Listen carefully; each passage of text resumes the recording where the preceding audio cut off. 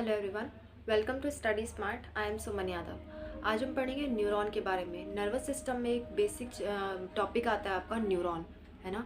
Neuron में क्या है? Neuron is basic unit of nervous system. Neuron क्या है? Basic unit of nervous system. यानी कि हर एक जो भी मतलब स्ट्रक्चर होती है ना, उसकी कुछ ना कुछ बेसिक यूनिट होती है। जैसा हमारा बॉडी है, हमारे बॉडी की बेसिक यूनिट क्या है? सेल है ना। हमारी बॉडी सेल से मिलके बनी हुई है, ठीक है। और कोई भी ऐसे होती है, जैसे आपके घर है, घर आपका किससे बना है? ईंटों से मिलके बना हुआ है, तो ईंट उसकी बेसिक यूनिट है। हमारे बॉडी की बेसिक यूनिट क्या है? सेल है, ठीक है। इसी तरह से नर्वस सिस्टम की बेसिक यूनिट क्या है? आपकी न्यूरॉन है। यानी कि नर्वस सिस्टम पूरा का पूरा न्यूरॉन से मिलके बना होता है। ओके, अब देखते हैं न्यूरॉन के हम पहले उसका फिगर देख लेते हैं और उसके पार्ट्स के बारे में जान लेते हैं, फिर आगे डिस्कस करेंगे।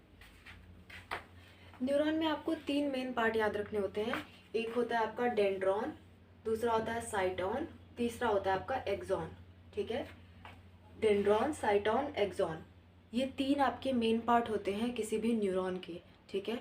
और न्यूरॉन के लिए आपको एक और बात याद रखनी है कि ये रीजनरेट नहीं हो सकता।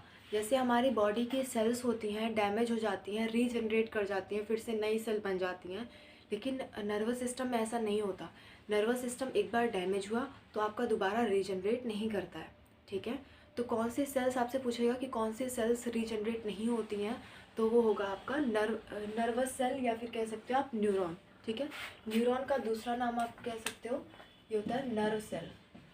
नर्व सेल, ठीक है, नर्व सेल। ओके, इसके बाद हम बात करते हैं, ये देखिए ये जो स्ट्रक्चर, और ये एक और इसमें एक पॉइंट आता है कि ये लॉन्गेस्ट सेल ऑफ बॉडी है। बॉडी की लॉन्गेस्ट सेल है ये। क्या है? Longest cell.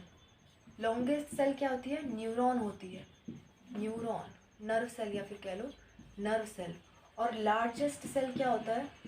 Largest largest cell आपका होता है ऑस्ट्रिच एग। ऑस्ट्रिच एग, ठीक है। आपसे ये क्वेश्चंस पूछे जाते हैं, किसी भी कम्पिटिटिव एग्जाम में आप बैठोगे, लॉन्गेस्ट सेल, लार्जेस्ट सेल से क्वेश्चन आ सकते हैं। लॉन्गेस्ट सेल कौन सा होता है? नर्व सेल, ठीक है। लार्जेस्ट सेल कौन सा होता है? आपका ऑस्ट्रिच एग। अब लॉन्गेस्ट और लार्जेस्ट में कई लोगों को अंतर नहीं पता, तो मैं आपको बता दूं, लार्जेस्ट मतलब उसका हर पैरामीटर बड़ा हो। सपोज कोई ऐसे बड़ा सा गोला है, ठीक है, तो ये इसको कहोगे आप लार्जेस्ट है ये, ठीक है। अगर आप खूब लंबी सी पतली सी थ्रेड है, इसको आप कहोगे लॉन्गेस्ट, कहोगे आप इसको, लंबा है, ठीक है। इसको आप लार्जेस्ट नहीं कहोगे, इसको आप लॉन्गेस्ट कहोगे। और कोई बड़ा सा है उसको आप लार्जेस्ट कहोगे, ठीक है। जिसके हर पैरामीटर्स बड़ा हो वो लार्जेस्ट, जो सिर्फ लेंथ में बड़ा हो वो आपका लॉन्गेस्ट, ठीक है। तो नर्व सेल सिर्फ लेंथ में बड़ी होती है, बहुत बड़ी बड़ी होती है ये, तो ये आपकी लॉन्गेस्ट सेल है, ठीक है। उसके बाद आपका इसमें आता है तीन मेन पार्ट मैंने आपको बता दिए। अब क्या होता है इसमें ना, छोटे छोटे से आपके ये डेंड्रॉन, ये जो बढ़ी हुई पार्ट है ना, इसी को डेंड्रॉन कहते हैं। इसमें छोटे छोटे से ग्रैन्यूल्स प्रेजेंट होते हैं। ग्रैन्यूल मतलब कि दाने जैसी संरचना होती है, ठीक है। तो ये साइटॉन एंड डेंड्रॉन में होते हैं, एक्सॉन में नहीं होते हैं। निजल ग्रैन्यूल्स जो आपके हैं वो आपके एक्सॉन में एब्सेंट होते हैं, एक्सॉन में नहीं होते हैं। ये दाने जैसे जो स्ट्रक्चर है वो आपके निजल्स ग्रैन्यूल हैं, और वो सिर्फ और सिर्फ साइटॉन और डेंड्रॉन में होते हैं, एक्सॉन में नहीं होते हैं। ओके, अब देखिए क्या है कि यहाँ से जो बढ़ा हुआ ये पार्ट है ना, इसके ऊपर कभी कभी ना ऐसे कोई एक परत बनी होती है, एक सीथ बनी होती है। सीथ मतलब होता है एक कवर उसका होता है, ठीक है। उस कवर को क्या कहते हैं? माइलिन सीथ कहते हैं। क्या कहते हैं? माइलिन सीथ कहते हैं। ये कभी कभी बनी होती है, कभी कभी नहीं भी बनी होती है, ठीक है। आपको ध्यान रखना है, हमेशा नहीं होती है ये, कभी कभी होगी कभी नहीं होगी। मैंने आपको ब्रेन वाले टॉपिक में पढ़ाया था कि कुछ न्यूरॉन ऐसे होते हैं जिनके ऊपर माइलिन सीथ होती है, तो वो वाइट कलर के दिखते हैं, और वो जब इकट्ठा होते हैं तो वाइट मैटर बनाते हैं।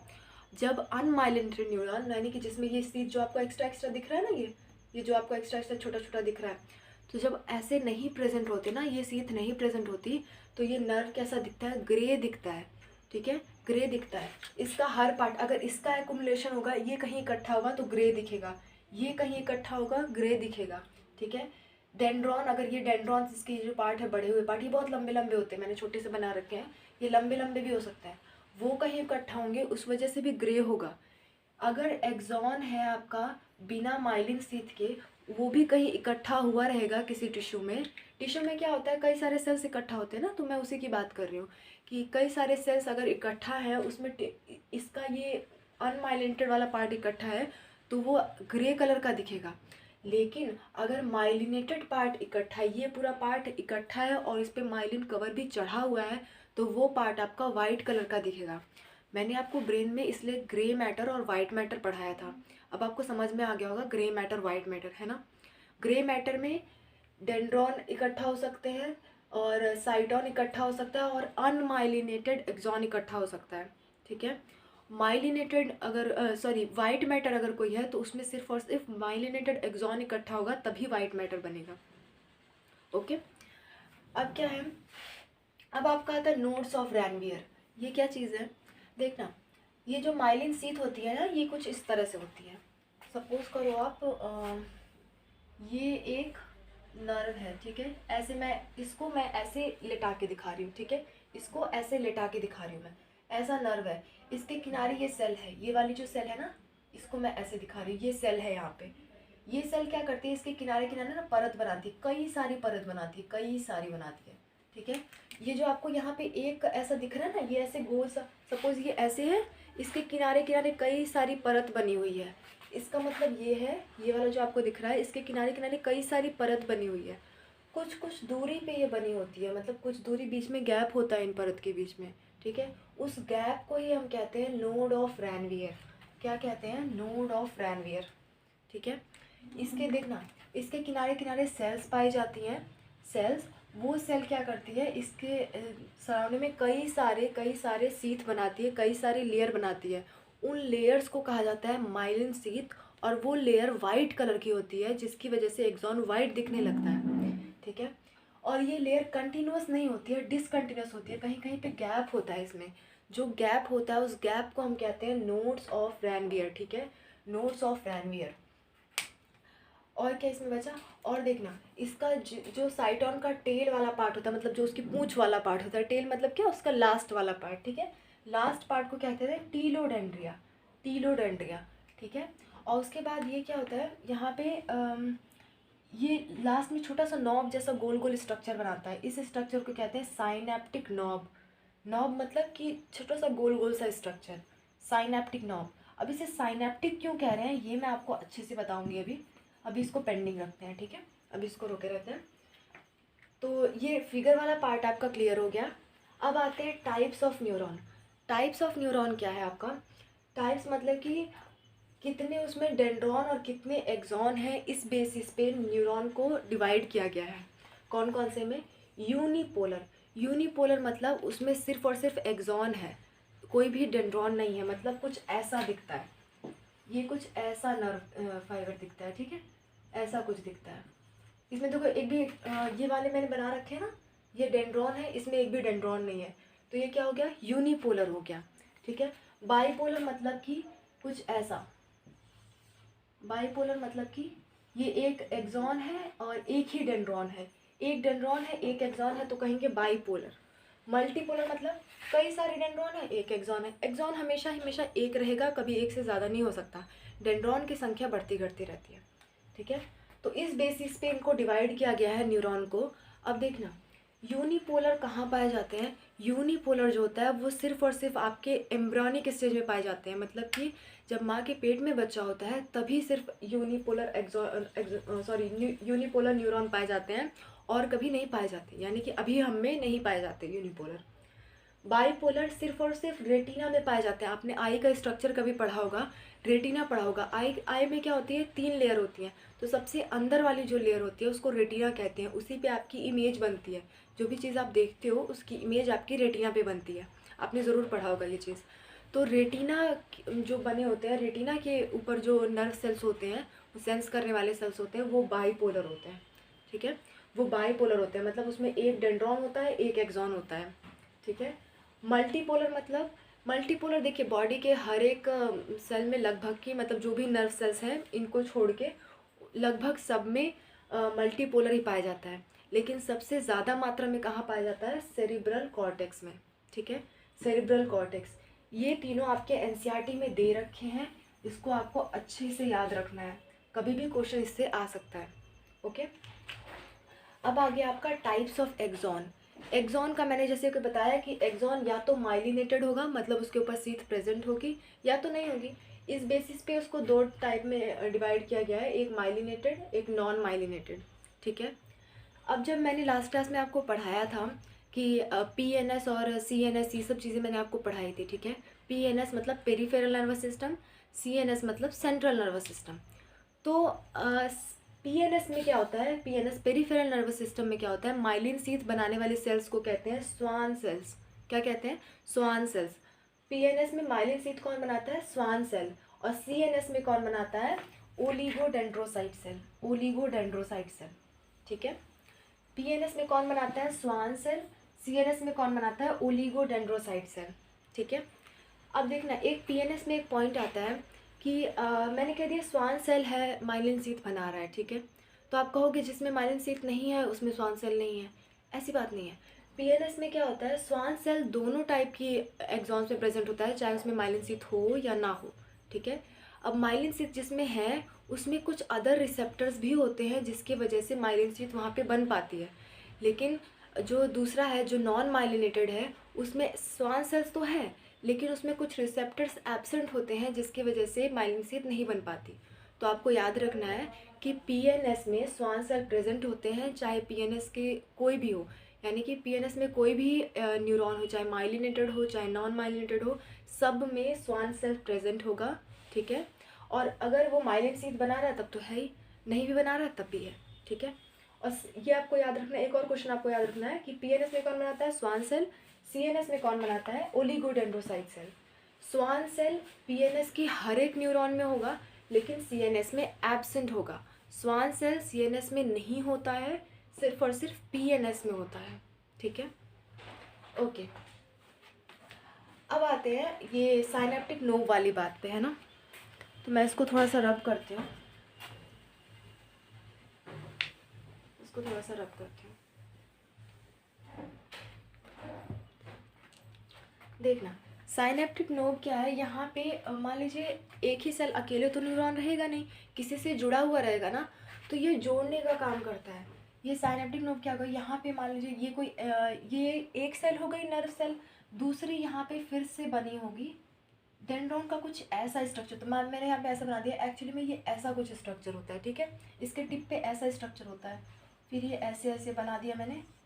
ये इसका डेंड्रॉन है सारा, ये साइटोन बीच वाला, ये न्यूक्लियस, ये फिर एक्सॉन। ठीक है, क्या होता है कि यहाँ पे ये जो नोब होती है, यहाँ से देखना इसमें क्या होता है, जब सिग्नल मिलता है, मैं आपको एक्शन पोटेंशियल पढ़ाऊंगी तो मैं आपको बताऊंगी इसको, जब सिग्नल मिलता है तो इसमें सोडियम आते हैं, फिर कुछ केमिकल्स बनते हैं, न्यूरोट्रांसमीटर बनते हैं। तो देखिए इसमें एक तरह का पैकेट बनता है, एक छोटा छोटा पैकेट बनता है। मैं यहाँ पे आपको समझाती हूँ। एक मैं ये उठा रही हूँ, ठीक है, एक ये, इन दोनों का मैं यहाँ पे स्ट्रक्चर बना रही हूँ। ठीक है, ये वाला स्ट्रक्चर कुछ ऐसा सा आपको दिख रहा है, ये वाला स्ट्रक्चर कुछ ऐसा आपको दिख रहा है। ठीक है, अब क्या है यहाँ पे ना, यहाँ पे जब भी इसके पास कोई भी एक्शन पोटेंशियल आएगा, एक्शन पोटेंशियल क्या होता है मैं नेक्स्ट क्लास में आपको बता दूंगी, शॉर्ट में आप जान लीजिए। एक्शन पोटेंशियल मतलब मैंने आपको टच किया, ठीक है, टच किया तो वहाँ पे क्या हुआ, कुछ स्टिमुलस जनरेट हुई, कुछ उसमें एक्शन पोटेंशियल जनरेट हुआ, उसी को कहते हैं एक्शन पोटेंशियल। ठीक है, कुछ भी आप कोई भी एक्टिविटी करने जा रही हो तो आपकी बॉडी में एक सिग्नल जाएगा, वो सिग्नल जब नर्व तक पहुँचता है तो उसको कहते हैं एक्शन पोटेंशियल। ठीक है, तो एक्शन, तो ये आपका जो है ये ऊपर वाला क्या है, ये है साइनेप्टिक नोब, साइनेप्टिक नोब। ये देखना यहाँ से ये जो छोटा वाला है ना, यहाँ वाला पार्ट उठा के मैंने ऊपर रखा है, और ये जो डेंड्रॉन का पार्ट है ये उठा के मैंने यहाँ पे रखा है, तो ये क्या हो गया आपका डेंड्रॉन। ठीक है, ये दो चीज़ आपके हो गए। अब होता क्या है, जब जब भी आपको इम्पल्स, जब भी आपको मैंने अभी बताया एक्शन पोटेंशियल या जो भी स्टिमुलस है वो आपको ट्रांसफ़र करनी है एक न्यूरॉन से दूसरे न्यूरॉन तक। ठीक है, तो एक न्यूरॉन में सपोज़ यहाँ से इसको सिग्नल मिला, यहाँ पे ये ऐसे है, यहाँ से इसको सिग्नल मिला, ये ऐसे ले जाके यहाँ पे इसको दूसरे को दे रहा है, तो यहाँ पे क्या होता है छोटे छोटे ना वेसिकल्स बन जाते हैं, मतलब छोटे छोटे थैली जैसी संरचनाएं बन जाती हैं, ऐसे छोटे छोटे थैली जैसी संरचनाएं बन जाती हैं, इसको कहते हैं वेसिकल्स। और उन वेसिकल्स में ना एक केमिकल भरा होता है। कौन सा केमिकल? न्यूरोट्रांसमीटर। क्या होता है? न्यूरोट्रांसमीटर। ठीक है, ट्रांसमीटर मतलब ट्रांसमिट करने वाला, न्यूरो मतलब नर्व से रिलेटेड। ठीक है, तो न्यूरोट्रांसमीटर इसके अंदर भरा होता है। ये क्या करता है? न्यूरोट्रांसमीटर जब यहाँ पे कोई भी एक्शन पोटेंशियल जनरेट हुआ, यहाँ पे न्यूरोट्रांसमीटर बने, फिर ये एक्सॉन के थ्रू होते हुए साइनेप्टिक नर्व से होते हुए डेंड्रॉन में पहुंचे, यहाँ पे डेंड्रॉन में पहुंचे। ठीक है, अब यहाँ पे पहुंचेंगे कैसे? ये बीच में क्या होता है? बीच में एक फ्लूइड होता है, एक फ्लूइड होता है, एक लिक्विड जैसा चीज होती है, उसको कहते हैं साइनेप्टिक फ्लूइड। Synaptic fluid. ठीक है, इसको साइनेप्टिक फ्लूइड कहते हैं। क्या होता है? हमारा जो ये न्यूरोट्रांसमीटर वेसिकल्स है ना, ये तो मेम्ब्रेन से घिरी हुई है छोटी सी, लेकिन ये जैसे धीरे धीरे नीचे आता है, नीचे आते आते ये इस मेम्ब्रेन से फ्यूज कर जाता है, फिर यहाँ पे जितने भी इसके मटेरियल्स होते हैं वो साइनेप्टिक फ्लूइड में रिलीज हो जाते हैं। ठीक है, मैं यहाँ पे दिखाती हूँ। सपोज ये वेसिकल है, धीरे धीरे यहाँ पे आई, इस मेम्ब्रेन से फ्यूज हो गई, फिर यहाँ पे जो भी इसके न्यूरोट्रांसमीटर थे वो रिलीज हो गए, रिलीज होके कहाँ आए? साइनेप्टिक फ्लूइड में आए। ठीक है, साइनेप्टिक फ्लूइड से फिर उसके बाद डेंड्रॉन में कुछ रिसेप्टर्स होते हैं, वो साइनेप्टिक फ्लूइड से न्यूरोट्रांसमीटर रिसेप्टर पे जाते हैं, फिर वहाँ से होके फिर से वापस से दूसरे नर्व सेल में चले आते हैं। ठीक है, दूसरे में आ गए, फिर ऐसे कैरी करेंगे, फिर तीसरे में जाएंगे, ऐसे करके कंडक्शन होता रहता है। ये बात आपको समझ में आ गई? अब देखना, कंडक्शन ना नर्व में जो नर्व इम्पल्स इसे कहते हैं, जो भी मतलब इम्पल्स इसमें कंडक्शन हो रहा है, जो भी एक्शन पोटेंशियल जनरेट हुआ, जो भी स्टिमुलाई आपको मिली, तो वो नर्व इम्पल्स है एक तरह से। ठीक है, तो इसमें नर्व इम्पल्स जनरेट हुई थी, ट्रांसमिट हुई। अब ये नर्व इम्पल्स का ट्रांसमिशन ना दो तरह से होता है, एक होता है इलेक्ट्रिकल मेथड से, एक होता है केमिकल मेथड से। तो यहाँ पे क्या है? न्यूरोट्रांसमीटर एक तरह का केमिकल है, तो यहाँ पे केमिकल मेथड यूज हुआ है। अगर क्या होता, ये साइनेप्टिक नोब और ये डेंड्रॉन वाला पार्ट ये आपस में जुड़ा होता, तो यहाँ पे डायरेक्ट कंडक्शन हो जाता, न्यूरोट्रांसमीटर की हमें ज़रूरत नहीं पड़ती, साइनेप्टिक फ्लूइड की हमें ज़रूरत नहीं पड़ती, तो ये क्या हो जाता है? इलेक्ट्रिकल कंडक्शन हो जाता। लेकिन क्या है ना, इलेक्ट्रिकल कंडक्शन में एक प्रॉब्लम होती है कि इलेक्ट्रिकल जो कंडक्शन होता है उसको रोकना बहुत मुश्किल होता है। एक बार नर्व इम्पल्स जनरेट हो गया, एक बार स्टिमुलस मिल गई, तो दोबारा उसके रिस्पॉन्स को रोकना मुश्किल हो जाता है। ठीक है, इसलिए ज़्यादातर एनिमल्स में, क्या ऑलमोस्ट ऑल एनिमल्स में केमिकल ट्रांसमिशन मेथड पाया जाता है। ठीक है, इलेक्ट्रिकल नहीं पाया जाता, इलेक्ट्रिकल बहुत ही रेयर ऑर्गेनिज्म में पाया जाता है। मोस्ट ऑफ द ऑर्गेनिज्म में केमिकल पाया जाता है। ठीक है, केमिकल वाला कंट्रोलेबल होता है, फास्ट तो ये भी होता है, लेकिन ये सुपर फास्ट होता है इलेक्ट्रिकल वाला। ठीक है, तो ये दोनों आपके मेथड हो गए कंडक्शन के। कौन कौन से? एक होता है आपका इलेक्ट्रिकल मेथड, दूसरा होता है आपका केमिकल मेथड। केमिकल मेथड में क्या बनता है? न्यूरोट्रांसमीटर बनता है, वो ट्रांसमिट होता है, उसके थ्रू नर्व इम्पल्स का कंडक्शन होता है। ठीक है, अब आपके एनसीईआरटी में ना एक और चीज़ पूछी जाती है, मैं आपको बताती हूँ। पूछी नहीं जाती है, एक बाय द वे एक लाइन लिखी हुई है वहाँ पे। वो लाइन क्या है? वो लाइन है axon carry impulse towards the cyton. ठीक है, और दूसरी लाइन लिखी हुई है dendron carry impulse away from, sorry यहाँ पे उल्टा हो गया मेरा। Dendron carry impulse toward cyton, axon carry impulse away from cyton. ठीक है, कहने का मतलब क्या है, मैं आपको समझाती हूँ। कहने का मतलब है कि जब हम डेंड्रॉन की बात कर रहे हैं ना, डेंड्रॉन क्या कह रहा है? किसी भी इम्पल्स इसको मिल रही है तो वो साइटोन की तरफ ले आ रहा है, यहाँ से साइटोन में ले आ रहा है, फिर यहाँ से ये होकर के दूसरे नर्व सेल में जा रहा है, राइट। तो डेंड्रॉन का काम क्या है? ये इम्पल्स को टूवर्ड्स द साइटोन, ये साइटोन है ना आपका, ये पूरा रीजन आपका साइटोन है, ये पूरा आपका साइटोन है, तो ये साइटोन की तरफ लाता है इम्पल्स को। एक्सॉन क्या करता है? यहाँ से साइटोन से दूर ले जाता है, मतलब अपने सेल के साइटोन से दूर ले जाता है। तो इसलिए यहाँ पे क्या किया? Axon carry impulse away from cyton और dendron carry impulse towards the cyton. ठीक है, ये थोड़ा कंफ्यूजिंग बना के दे देता है आपको ऑप्शंस में, तो आपको पहचानना आना चाहिए। अगर कह दे कि मतलब अगर डैश दे दिया, ठीक है, बोल दिया कि dendron carry impulse away from साइटोन, तो वो स्टेटमेंट गलत हो गया ना। यही आपको पहचानना होता है। नीट एग्जाम में कई बार ऑप्शंस में ऐसी चीज़ें दे देती हैं, तो आप इसको पहचानना अच्छी तरह से याद रखना है। एनसीईआरटी की लाइन है। दूसरा आपको ये वाला याद रखना था, यूनिपोलर, बाइपोलर, मल्टीपोलर। ठीक है, तीसरा आपको याद रखने वाली बात थी जो मैंने CNS और PNS वाला आपको पढ़ाया, कि CNS में जो माइलिन शीथ बनाने वाली सेल्स होती हैं उसे कहते हैं ओलिगोडेंड्रोसाइट, और PNS में होती हैं स्वान सेल्स। ठीक है, इतनी बातें आप याद रखेंगे। मिलते हैं नेक्स्ट क्लास में। Thanks to all of you.